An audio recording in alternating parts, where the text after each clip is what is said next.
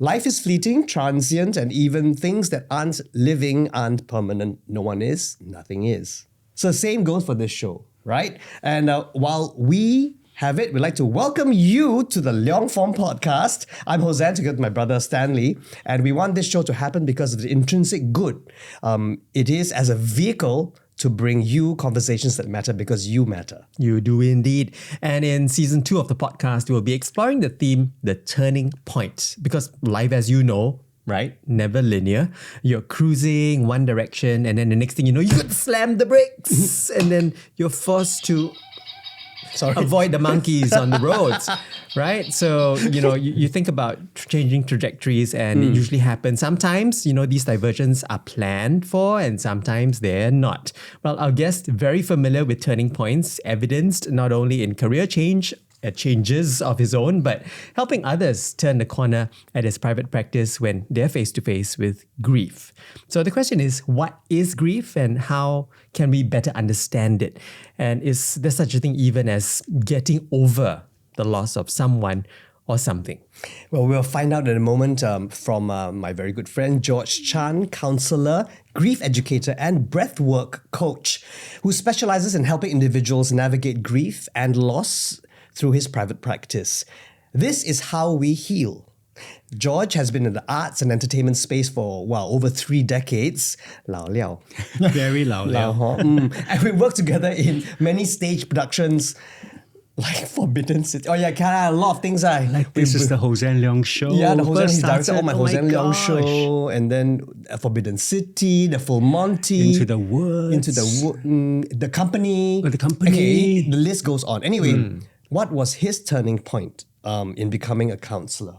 Yeah, and specifically looking at grief and loss. So I'm expecting this conversation to be somewhat heavy, but a needful one, George, because, we all know that sooner or later we will be, face-to-face with grief ourselves. It can't elude us. We can't elude it. But let's attempt to then maybe lighten the mood before we jump straight into our conversation today with George. And it's word association time. Okay. So that means I'll be saying a word and then the first person who buzzes in, right, you get a chance to yell out a word that is associated with the word that I just mentioned. And then we continue with the next word and so on. All right. All right. So everybody got... So fastest buzzer gets to say the word, huh? That's right. Okay. That's right. Okay. To start the chain. Yeah. Okay. Okay. So I've got the opening word. Very competitive. All right. Very. Ready? Yes. Tissue. Auntie. Beer. Tiger. Raw. Beef. Carpaccio. Italian. Pasta. Mania. Madness. Counselling. Therapy. Podcast. The Leong Form. Today. Tomorrow. Forever. Amen. Like that is it, the game? How come you stopped playing? Because your face very funny. You see George's concentration face. Today. I cannot. I cannot play games. I'm very competitive. Not bad. Thank you for that. I mean, that warmed us up, I think, fantastic. to get our brains working. Yeah, let's go now and have a break. Yeah, and our tongues wagging. Indeed. Okay, indeed. I'm going to open this conversation with lyrics from a musical, which you're very familiar with. Wow. There's a grief that can't be spoken. There's a pain goes on and on. So from Les Mis, right? From theatre to counselling, George. Specifically grief counselling. What was that motivation? Because when you told us about it, I think a lot of us in our circle of friends went, huh? What happened? What was the turning point, George? Yeah. Well, as you mentioned, I've been in theatre for the longest time, right? Over 3 decades being on stage as a performer, doing choreography, directing shows, even working with organization as a creative director. And on paper, it might seem like this dream career. I think in my mid-40s, I started to get stuck. Don't know whether it's the same experience. I was talking to my friends at 40, I just started feeling like, this hollowness, like it's like panic undercurrent. Like, what am I doing with my life? It's the constant need to keep looking for work.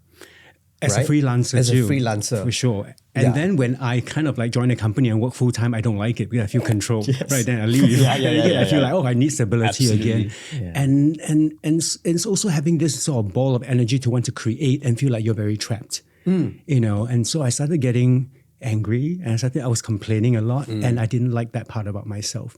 Because usually I'll tell someone, you complain so much for what? Just leave lah. You have the choice. Don't complain. Yeah.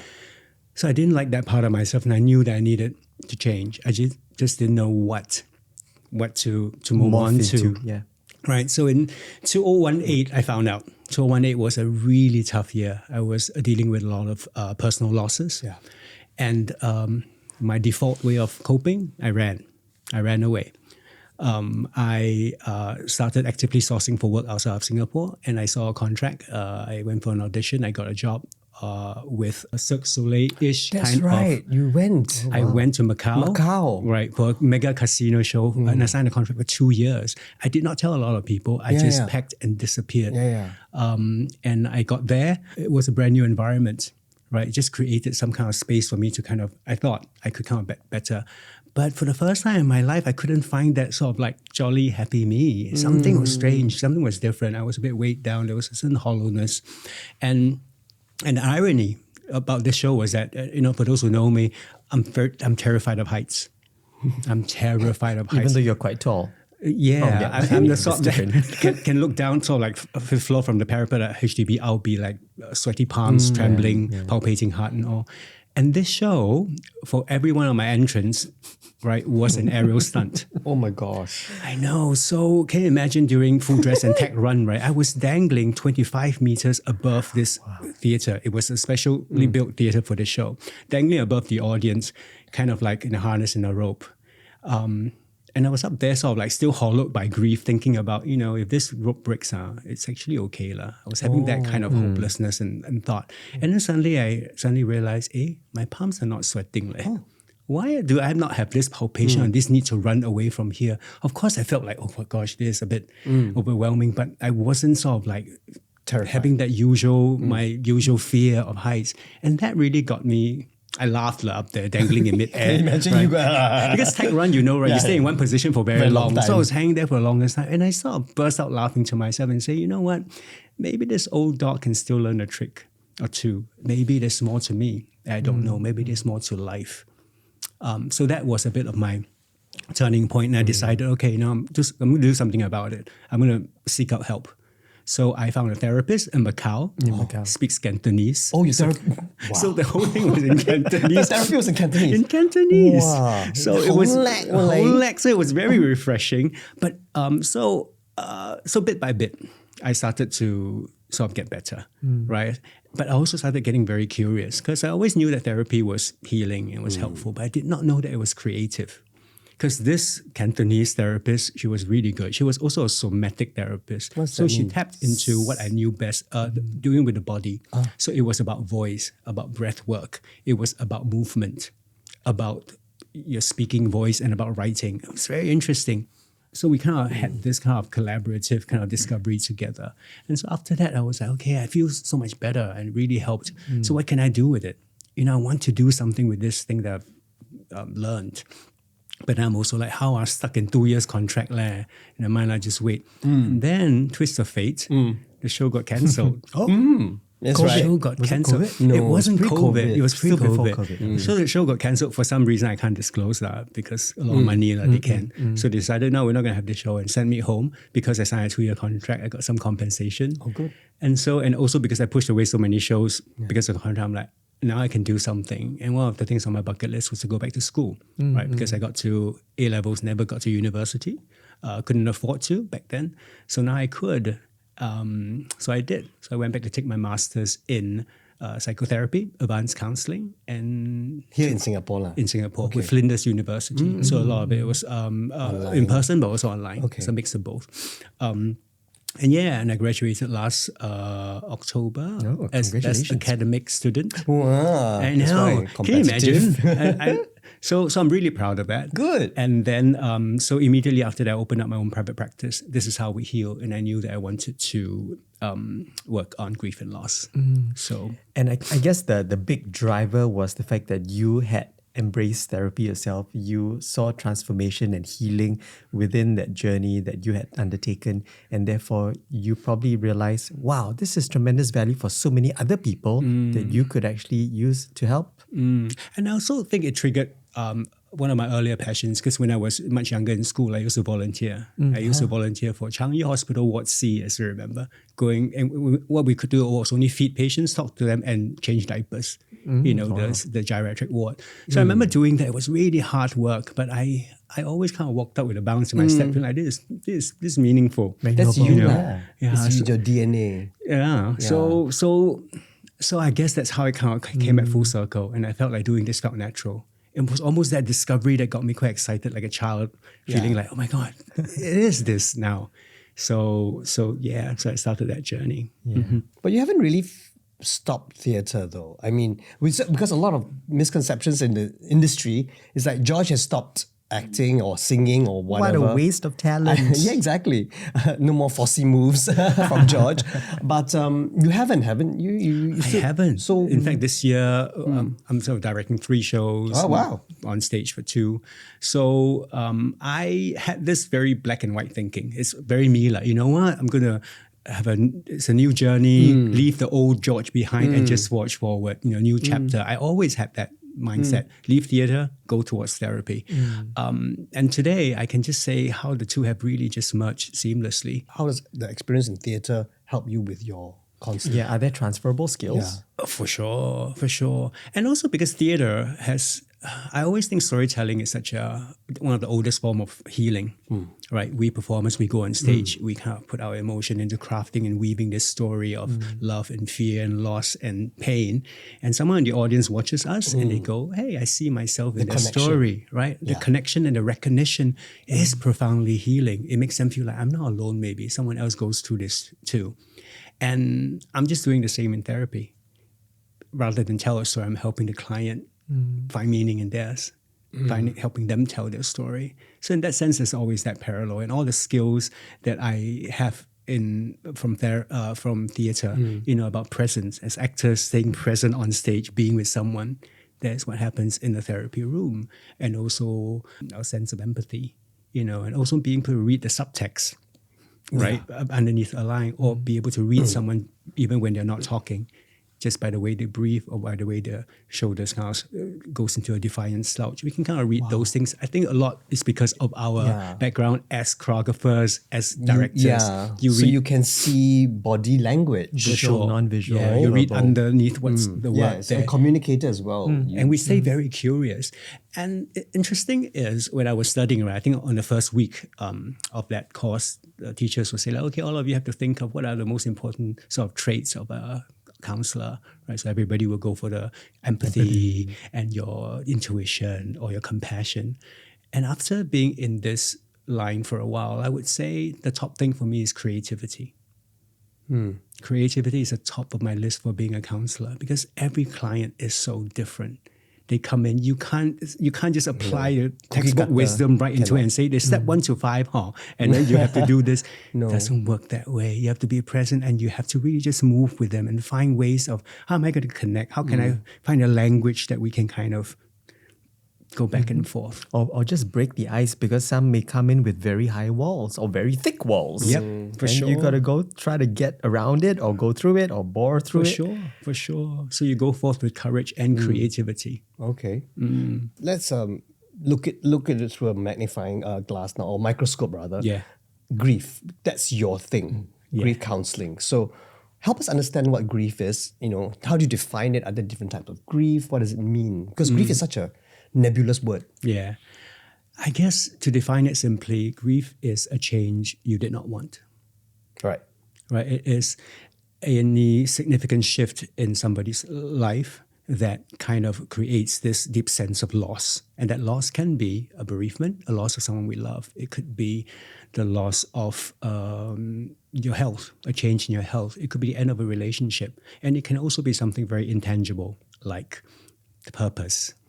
Yeah. Right. Like safety, your sense of safety. Yeah, so it's really different. And I remember even in COVID, the pandemic, we talked about it just now. It was this collective grief that we're all going through, right? Right. No more toilet rolls. No, not that kind of grief. Right. But all of us were kind of like going through some kind Loss of of loss. freedom. Loss of freedom, loss of connection, loss of what's normal, normality, loss of work. Right? Loss of your sense of identity, what you believed in for a long time, being told that it doesn't matter, it's non-essential. That kind of loss, yes, right? yes, yes, I've certainly felt it. And so that was a collective loss that all of us did not expect and most of us did not want.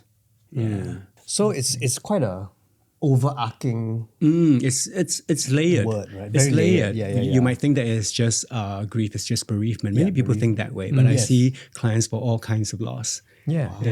I mean, it could be relationships and all, you know, it could be a job or even being scammed of your savings. Yeah. But even underneath the grief itself, there's also different kinds of grief. You know, you can kind of like grieve someone before you lose someone. Right? You can be something we call... Explain that to us. Like we call it anticipatory grief. And I work with clients where I have a client, and I do this on my Mandarin radio show. I always bring a case and we talk about it. A client, and we probably can relate to this too, parents getting older. So father passed away, she's with a mom. Mom was a strong businesswoman in her youth, great relationship, older with dementia. So mom is still there, but she's mourning every day thinking about, I'm going to lose you. I see. You're my last connection. A big part of it is also when you're gone, I'm next in line for the grave. So I've got to think about my own mortality. It's a lot of fear. So it's layered, anticipatory grief. And so, you know, I usually tell a client like that, don't attend the funeral early. Don't attend the funeral early. I mean, she's still here with you, I your see, mom. I see. Okay. Yeah, so when she's So here, celebrate life. what can you do? You know, how can you use this moment to still think of your connection? You know, so one of the things I usually tell my client, I'm no expert. I'm not an expert. I've just happened to a person that studied grief, lived it, and also happen to have clients every day to have the privilege of talking about grief. So I usually say everything we do together is an experiment. And I gave him an experiment. I say, maybe the next time you go into the room with your mom sitting next to, because she always does that. The mom's sleeping, she sits there, pray, and she cries. And I say, next time maybe when you go and just turn your chair around and back face her and see if you don't have to see her, can you still feel her presence? And what do you want to say to her in that moment? It's that Chinese cultural thing. One of the top things she wanted to do was, I want to be able to tell my mom I love her. But Chinese hard, right? families, but I just can't seem to do it. And I say, then back face her and write about it. So she started doing a lot of writing, and she comes into the session sharing them with me. And eventually, somehow that allowed something to flow. Eventually, she was able to express that love to her mom, not through those exact words like, I love you, mom, but through many, many other ways. Oh, that's beautiful. So it seems that we can almost process grief in different ways. It's not a one-size-fits-all kind of prescriptive, okay, do this, and after, you know, by day 31, you should be all right. Yeah. I guess when we first study grief, right, when we first tell we want to be a grief counselor, one of the things you do immediately get baptized in is the 5 stages of grief. Right, be told, okay, grief, you can go with this way of healing someone. There's this structure, there's this mortality, there's this a technique that you can use. But like you mentioned too, grief is not linear. I think everybody grieves differently. Grief is as unique as our fingerprint. We all have our own process. So what works for someone might not work for you. So a lot of times it is really in finding, being creative, like, you know, how can we talk about grief? Yeah. But if I may, going back to that example of that lady who had a mother who had dementia. Even day to day, if you have someone with, you know, living with dementia or Alzheimer's, day to day they're losing more and more of themselves. Every day you deal with tiny losses, right? And that can be so, I guess, so stressful and so discomforting for one who's seeing a loved one slowly disappear, at least cognitively, before their eyes. Yeah. And that's grief too, isn't it? For sure, it is. It's a long journey to work with. And sometimes I also remind my clients that how we remember a person is not this moment where they're lying in bed with dementia. What about the rest of their life? Tell me their story. Good. Yeah. That opens up. We don't, for a person who has passed on, sometimes all that's in our mind is that we think of that final punctuation mark in the book that defines a person. But a person, we also have different chapters with them. Course. Sometimes memory can be a wonderful thing if we kind of pull them in from different places. How do you deal with it? Because as a counselor, I mean, because you are sitting there talking to so many different individuals about grief. Yeah. How do you, as a person, then go, okay, I need a break now, or yourself? Because mentally, it could, and emotionally, you're also investing. Yeah. I think you really have to create your own self-care plan that works for you. Right. When I first went into counselling, I journal a lot, right? So I kind of had this notebook and I put on 2 sides, things I would like to explore. I knew that I definitely like to serve the LGBTQ plus community. That's one of the things I wanted to do for sure. And on the other side were things that I don't think I can do. It just doesn't resonate. One was children. I think it's a special skill set. I just can't do it. Second thing is grief and loss. I did not want to do it because I was like, I can't. I said, look where you are now. I said, I'm happy. I want to, I don't think I can be weighed down in a room, feeling like I'm trapped there and having that grief kind of like stay on me. I just couldn't imagine it. And then when I started studying, we kind of had to go and be interns in some way, right? We had to go and serve. Hours, right? We have to clock hours. We could have practicum hours. We have to clock certain hours in order to say, okay, you can pass. So I had to clock 60 hours and I went out looking and I knew that, okay, LGBTQ plus organization was where I was heading. So I served at a few places. One was an old folks home. So I was working with a lot of seniors. Second place was Singapore Action for AIDS, right? Wonderful, wonderful organization doing fantastic work. So I knew that I wanted to work there. So with Action for AIDS, I was, one of the branch I was counseling were those who were newly diagnosed, right? So newly diagnosed, they come immediately to me. So the initial shock and all that, we have that chat. And both these places, the care home and AFA, it was so heavy with grief. In different ways, right? There was, in one hand, the senior home had a lot of sense of abandonment. Who am I? I'm not worthy. What's the point of living? A lot of them have lost their spouse. That's why they're there, right? That's that holding of that space. And then on the other side was AFA. It's not just about simple, I come in, I lost my health, something has shifted. With that shift comes shame and guilt. And a lot of my LGBTQ plus clients have not even been able to come out about their sexuality. How can I even tell my partner or my parents about my diagnosis? Right? So it's so heavy, it's so loaded. I somehow thrived in that space. I sat with them and I loved it. I loved that kind of little support I could give. I felt I was competent in that space. It's a strange thing. You just felt like you could hold space comfortably. And maybe it's an actor thing. It's about stepping on stage and being able to, do we bring our characters off stage after a show ends? Somehow we put on a cloak. We are totally in the moment, 100% committed to what we do on stage. When we step off, we remove that coat. And we're able to keep living. Maybe it's part of that theatre that has kind of helped me in terms of my self-care. But that's also your personality, George. You have a beautiful soul. No, it's true. You also know how to comfort people. You are, in a sense, a healer. People feel very, okay, like if you don't lose your temper, feel very comforted around you, Because, you are strict when you choreograph or whatever, but you're fun yet, and you are like I would say like a cotton wool ball. Right? Say more. Yes, it needs explanation. You know what I mean? Cotton wool ball, comforting. Yeah, like very soothing, No, but that's you. I've known you for so many years, and I can, now that you explained it the way you do, I see that. You see? And it has nothing to do with, of course we study, we know the techniques and all that. I can tell you my first client, that old lady who kind of lost her husband, dealing with grief, it was nothing from textbook. I was just being with her. I remember those early days, I was like, because this first client of mine lost her husband. All that she was telling the organization was, I don't want to live. I want to be with him. And so because the client spoke Cantonese, again, I was like, I'm the only one. Okay, so I go. You got a niche, man. Got a niche. So I was worried. I didn't know what to do. And maybe I don't have to know too much and just have that space with her. So those initial moments were really nothing much to say. All she was talking about was that spiral of, I need to leave early. What's the point of living? I want to be with him. And then as we progress, I was thinking, how can I take her out of this world and get her to talk more about her other parts of her life? And I discovered that she and her husband, ex-husband, used to be with her. They love listening to Chinese classic evergreen songs. So I told her, every time you come in, we'll listen to one song, all right? Let's start the 10 minutes just listening to a song. How about that? That's a start.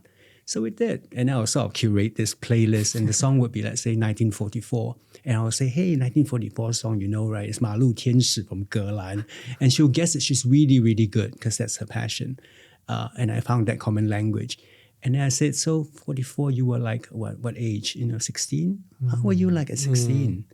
And she was like, as a young girl, I would. So that started opening up her world. So every time I went in, there would be a song from a different era. Nice. Eventually, I'll talk about her when she was not even born yet. And she said, I'm not born.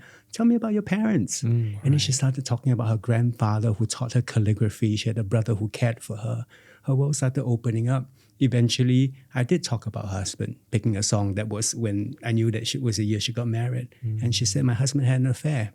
I nearly wanted to leave him, but for the sake of the children, I stayed. So bit by bit, this image of a husband started having more color. It wasn't just this person I love, I needed to die and be with, but he also had his faults. He also has his strong thing. In the relationship, they had his ups and downs. Of course. It just allowed her to grieve in a different way, more fully, more completely. So, and did I apply anything from my textbook? I did not. I simply listened and helped her tell her story. Yeah, I mean, the way you put it, I'm sure it's not as easy as any of us just being able to sit down with someone who's grieving and just be silent and play music and then that person heals. I'm sure it's not like that, but you make it sound so easy. But surely there would be things that any of us, I'm sure we are always around people who would have suffered loss in one way or other. Yeah. What are simple things that we can do? And I know there are a lot of tips actually on your website. I went through your website and, things to say, things not to say at the funeral wake. And some people think they're helpful with their comments, but sometimes it can work the other way. But what are simple things that we can do, say, with someone who is grieving apart from holding space and keeping silent? We live in such a grief illiterate society. We don't know what to say. We freeze up. Even in wakes and funeral now, we're like, okay, we better tiptoe around, right? Be very careful. We're worried about saying the right or wrong thing. Sometimes just your presence, just by being there, makes a difference. Right? I think this sense of witnessing is so powerful. What is witnessing? It's just being there and letting the person know that I see what you're going through. And sometimes we don't have to say much. I remember reading this kind of interesting ritual from one of the northern indigenous tribes in Australia, right? They have got this grief ritual. That's interesting. So when someone in the village passes away, on the night, every family in the village moves a piece of their furniture onto the front porch or the lawn. So the next morning, when the bereaved family wakes up and opens up the window and looks out, they can see that the world has changed. Nothing's the same anymore. And that has moved me so much when I read it, because it's their way. They don't have to go and knock on their door and say things. They're just telling them, we see your pain. Wow. We're with you. And that's something that we can all learn. Just witnessing and being with someone, it's powerful. So actions can sometimes speak louder than words. For sure. And I remember watching this podcast about, quite interesting, about these two friends, two best friends. One have just lost his partner, right? And both of them are running buddies. So they go in the morning runs together, jogs together. And so one of the good friend was telling his other friend who has gone through the loss to say, you know what, every morning at 8 o'clock, I'll still be running. Even without you, I'll just run past your block, right? I'll just always pass your block at 8 o'clock, right? So if you feel good enough, come down and join me. If at 8 o'clock you're not there, I'll keep running and it's okay. I thought that was so beautiful. It's just giving there. Space and say but when yet you're being there as well. Beautiful. So we don't have to. Sometimes it's hard because one of the things I used to say a lot to my friends would be like, if you need anything, tell me. I usually say that loud. I say that a lot. But You sometimes say that it's a like, lot. do people really tell you? I still have to that's spend time thinking of what I need to tell you. Most people wouldn't reach out. Yeah. So now I learn to be a bit more specific. If a person's at a wake, I'll say, I know it's a long night. I bring you coffee, okay? I'll be a bit more specific and now I hope. Yeah. That seems to be something practical that doesn't need a lot. Already the person is quite loaded. Like you don't need course, a to lot have of them things think in like their what I head. need, I have to Yeah, what tell do I you. need? Yeah. And chances are they probably would feel like, no, I don't want to. I don't want to Yeah. impose. on you, paise. right? Our culture is like that. Yeah. I tell you that whole sense of my sadness, I don't want to show too much. It means weakness, or I don't want to burden people. That's been what we have learned. Having said that, though, does it help if we shared it, or is it maybe personally? Everybody's different, but does it help in general to share the Your grief when you're going through it? For sure. Keep it private. I think we're not little islands of grief. I think we need to kind of connect in order to kind of heal, right? There's this sort of like this whole idea of mirroring neurons when sort of like a little baby and the mother smiles, the baby will kind of like smile. They did this whole exercise back then, right? So there's something about mirroring each other, and I think it's the same in grief. I remember in the morning when I walked Luna, I walked past the kopitiam, right? With the Luna uncle. is your Luna's dog. my dog. Yes, my tell us more adopted about Luna. dog. You know Luna, right? So I walked Yes. Luna past the kopitiam. The uncles, sometimes the same uncles would sit there and they were like, hey, chalao boy. And I was like, to the dog or to you? to me, and then someone I'm not Hokkien, I'll be like, chak liao, you know? But it's not about the language. It's about acknowledging each other in that space. Yes. It's that kind of mirroring. You see, I think it's the same in grief. We all somehow we need this grief to be shared and seen, and that's part of witnessing. And I think in sharing, it really does help talk about it. The first thing I ask my clients when they come in a lot of times would be, in the first session, the first question I might ask is, for someone going through bereavement is, what's their name? What's their name?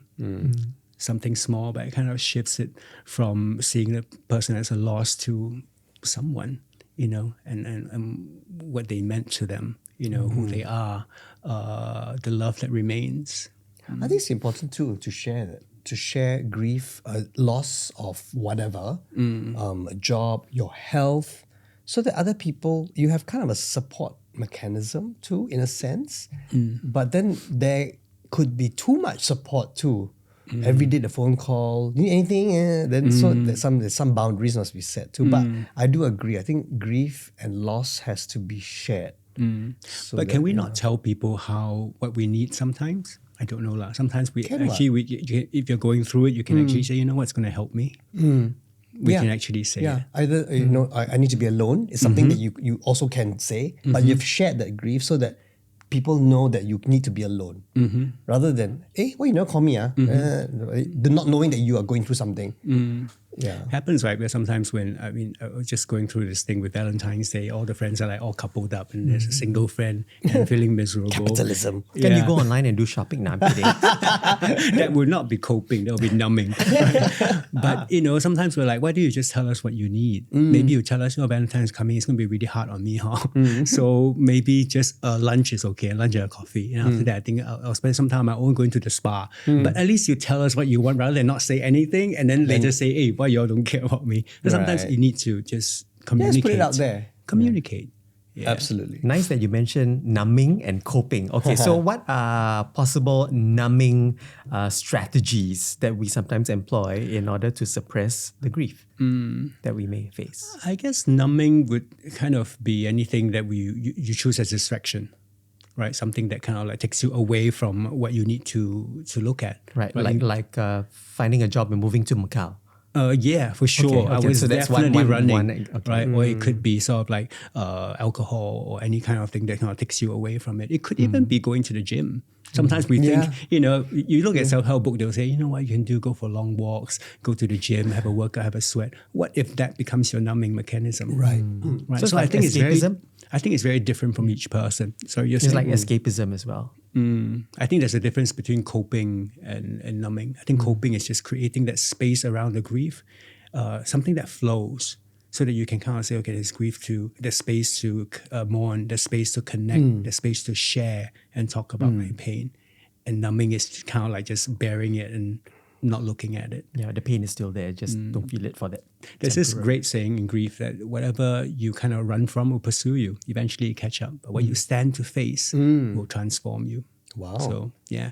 It's not your quote, right? It's not my quote. Okay. Yeah. It's a quote from this grief expert called David Kessler. And he defined grief in such how we cope in such a wonderful way. He used the analogy of buffaloes. I know. All right, buffaloes. Bill. Bill. Buffalo's Bill. Buffalo's bill. So no, that's beak. Anyway, he talked about so interesting buffaloes, right? When a herd of buffaloes sees an impending storm, what do? They run go away. under the they tree. face it. Yeah, most run no away, idea but what they do. buffaloes run towards the storm. Oh, so what's that they wrong with them? shorten. Yeah, I know, but because it shortens the amount of time they stay in the storm.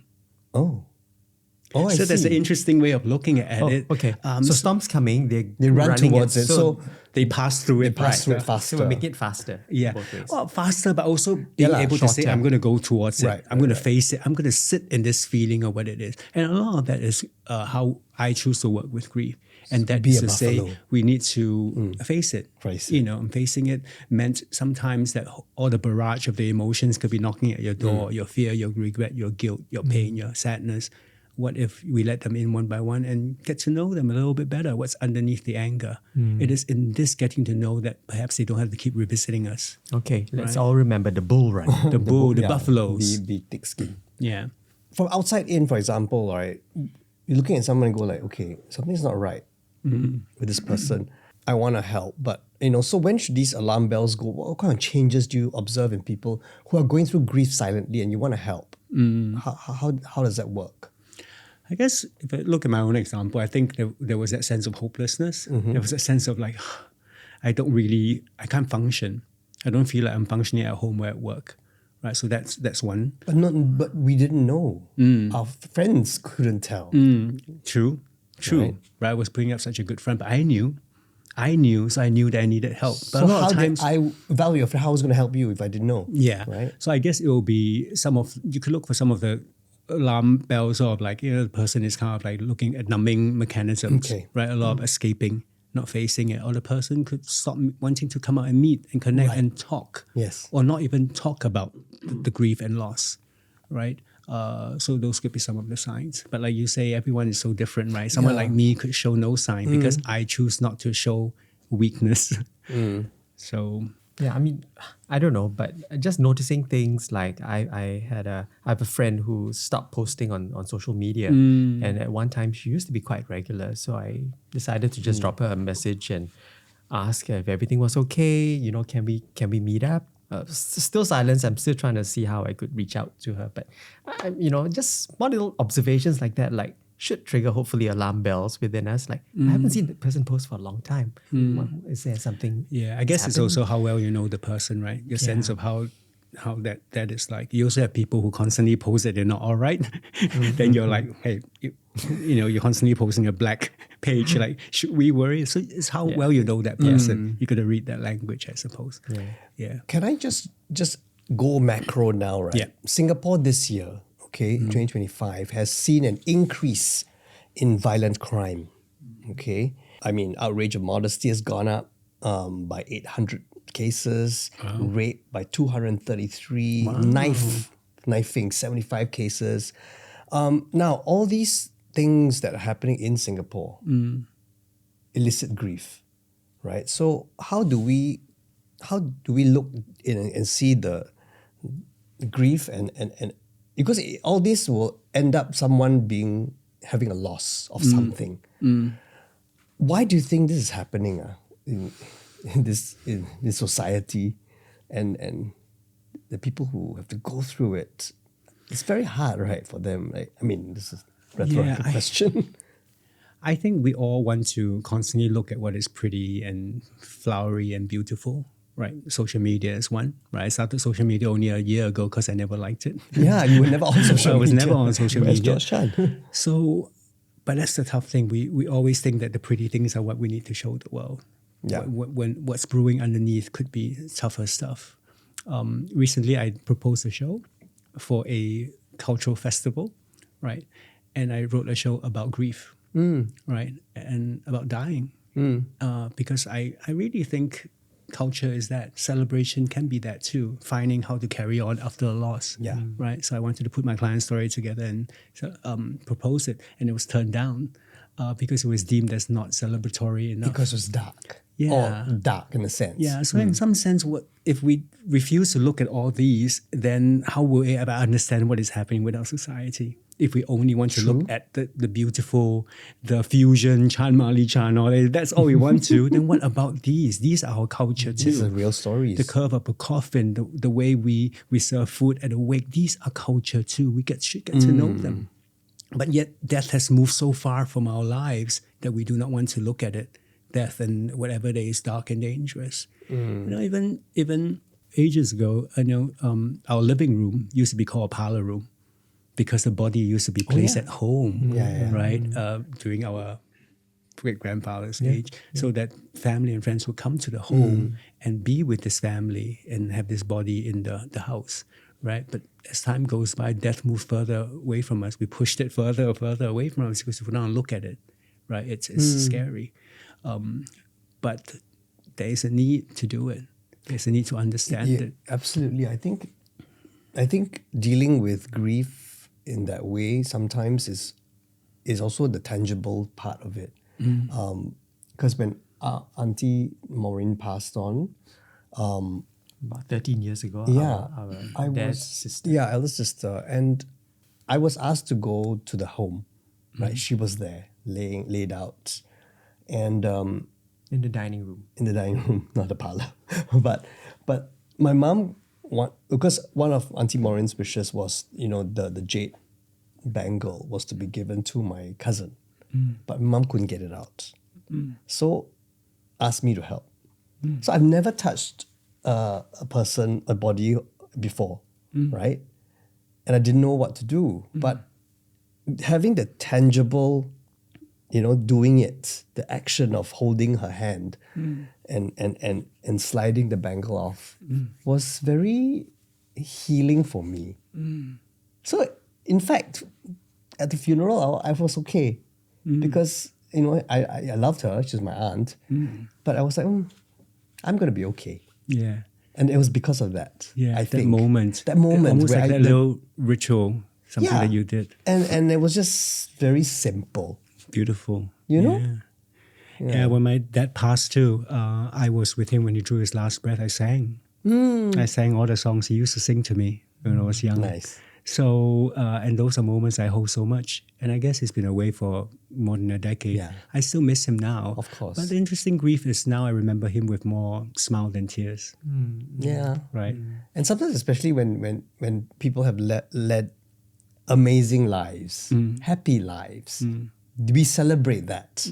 Yes, we will miss them, but then I think, I guess we're coming alongside this next question, like, can we minimize grief? I guess are these some of the things we can do Do we need to? to minimize grief? Because what is grief? I mean, grief, pain, I think, is a natural response from the loss, right? It is also a natural response from the love, right? Yes. How painful it is because you love the Okay. person so much, right? So I don't know if we need to minimize it. And sometimes when I try to kind of tell my clients about what it means to sit in grief, what it means to be with this grief, what it means to not move on, but move through and be with. I like to use stories, right? Theater. And I remember when I was working in Europe always came across as very traditional and old architecture, right? I always enjoyed it. And then when I was doing a touring show, I went to Hamburg in Germany. I was like, quite new and young, very different, the architecture. And then when I was going through my grief education study, I learned that it was because Hamburg was heavily bombed during World War II.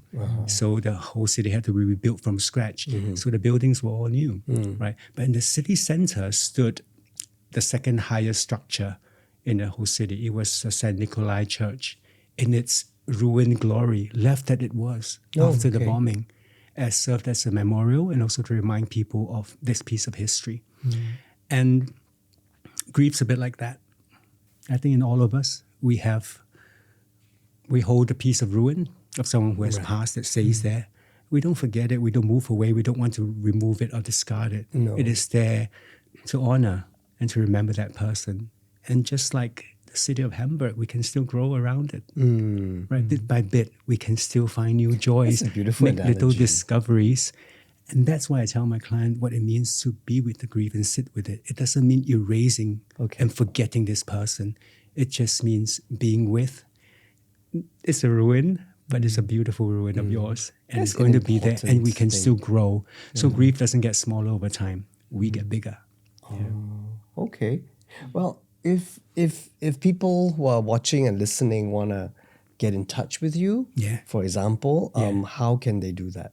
Yeah, they can go onto my website. This is howweheal.com.sg. So www.thisishowweheal.com.sg. Or they can look me up on Instagram. Josh Chan's on No, Instagram. 1 year later. Yeah, I do have Instagram. 1 year later. Yeah, so it's this.is.we.heal. Sorry, I'm terrible No, with it's this.how.we.heal. We got script, that's why we're reading it out. Yeah. I see, okay. So they can find me there. And even if you don't feel like you might not be ready to talk to someone, go on and read some articles and see if there's anything that helps you. Yeah. Because you are very active on LinkedIn as well. I wouldn't say active, I mean, but I read your posts all the time. And he's got great blog entries as well, which you can find a link to from his website. On the website as well. And you are also on radio. I am. I am. So I'm on Mandarin Radio, Capital 958. So I go on and talk about grief every month, and I sing. I end the segment singing, so that as a means of bridging theatre and therapy, people can kind of listen and reflect. Yeah, and I always stress that the program is not about maybe discovering solution, just feeling that you're not alone. That there's some companionship. That's great. Well, thank you, George, for sharing with us. Thank you for having me. I'm so glad I made it. Yeah, good, finally. It's so great to see you again. Thanks for having me. Well, thanks for listening and watching us, the Leong Form with Stanley and myself. And we got our next episode coming up as well. That's right. And you can find out all about episodes past and present. And no, you won't get the future ones yet because we haven't posted it. But you can always find them on podcast, Spotify, of course, Apple Podcasts, as well as YouTube. Just search the Leong Form. All right, we'll see you soon. Bye. Bye-bye.